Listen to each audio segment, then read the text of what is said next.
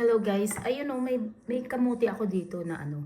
So pinutol ko yung mga dulo at aking patutubuin. Yan. Ganito lang ang ginagawa ko guys. So nilalagyan ko rin siya ng bawang. Kasi yung bawang, para siyang ano, para siyang kandila na pag nilagay mo, tumitigas na siya. So gagawin natin, gaganunin natin para hindi siya masisira yung ilalim.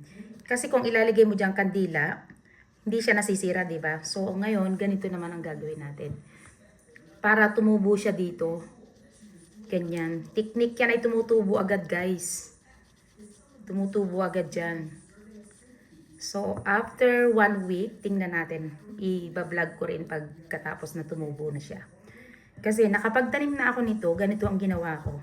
Napanood ko rin lang pero ginaya ko talaga siya. Yung Thailander ang nag-show. So, ginaya ko siya. Tumubo. Yung last year ko, tumubo siya. Ngayon, nag-hibernate na siya. And then, ito'y bago. Bago ito, na ganito ang gagawin natin. Yung mga dulo, tingnan niyo yan. Dito yung lalabas yung mga ano niya, yung mga tubo-tubo ng kamuti niya. So, dahil nandito ako sa Canada, ang gagawin ko, malit lang kasi yung aking garden box. So, hindi masyado malalim yung lupa. Ang gagawin ko naman, lalagay ko sa sako. Sa sako naman. Kasi meron nabibili ngayon na sako na tanim, pang taniman. So, meron ako ditong 5 yan. So, titingnan natin, after a week, talagang kung tutubo na agad siya. Pero, I try last year, tumubo siya. This one is different and this one is from the Philippines. Last time na tinry ko ay from Jamaica. Jamaica naman yun, masarap din.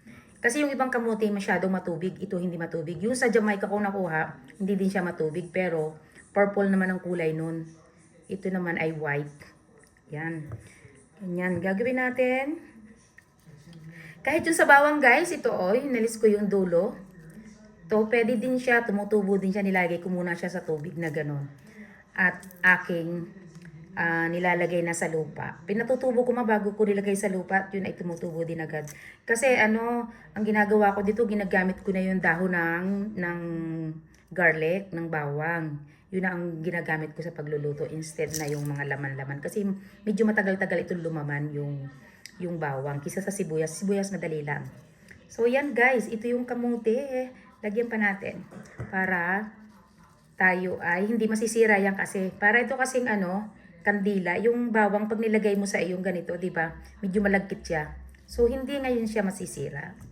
Hindi yan masisira. Ganyan. Oh. 'Di ba? Nilagyan ko na yan lahat ng bawang.